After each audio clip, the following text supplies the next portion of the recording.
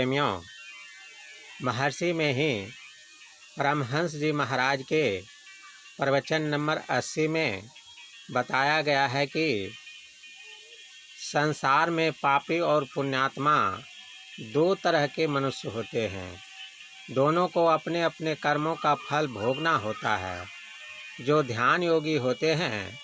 वे दोनों तरह से के कर्मों से ऊपर उठ जाते हैं। इसके साथ ही साथ इस प्रवचन, उपदेश, अमृतवाणी, वचनामृत, सत्संग सुधा, संतवाणी, गुरुवचन, उपदेशामृत,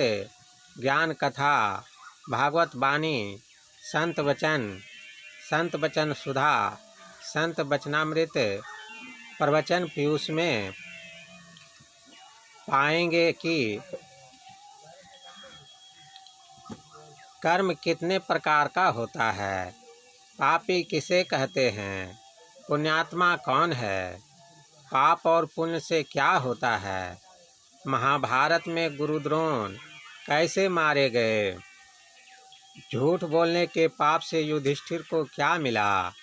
पांचों पांडव सदैव स्वर्ग क्यों नहीं जा सके, मनुष्य के शरीर में कौन कौन से गुण हैं, स्वर्ग लोक को इस आँख से क्यों नहीं देख सकते, दान पुण्य करने से पाप कटता है कि नहीं, पाप से छूटने के क्या लक्षण हैं, पाप करने से कौन बच सकता है, क्रियमान संचित और प्रारब्ध कर्म क्या है, प्रारब्ध का भोग कब तक होता है, ध्यान योगी प्रारब्ध के भोग कैसे भोगता है,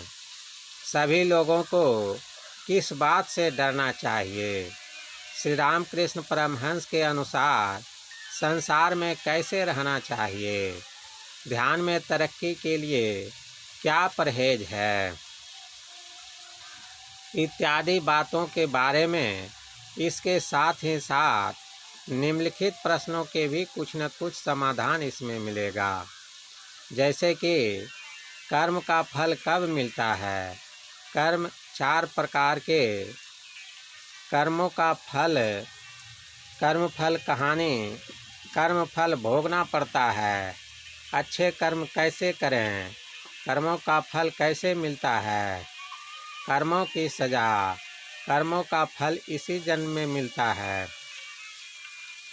3 प्रकार के कर्म, पिता के कर्मों का फल, कर्म सिद्धांत, कर्म क्या है, कर्म की परिभाषा इत्यादि बातें। हमारा आपसे निवेदन है कि अगर आप उपर्युक्त प्रश्नों के समुचित उत्तर सद्गुरु महर्षि में ही परमहंस जी महाराज के वाणी के द्वारा चाहते हैं तो महर्षि में ही सत्संग सुधा सागर के प्रवचन नंबर 80 का पाठ अवश्य करें।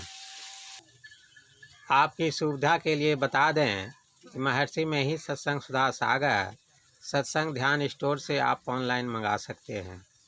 इसके साथ ही अन्य पुस्तकें भी सत्संग ध्यान स्टोर पर उपलब्ध है।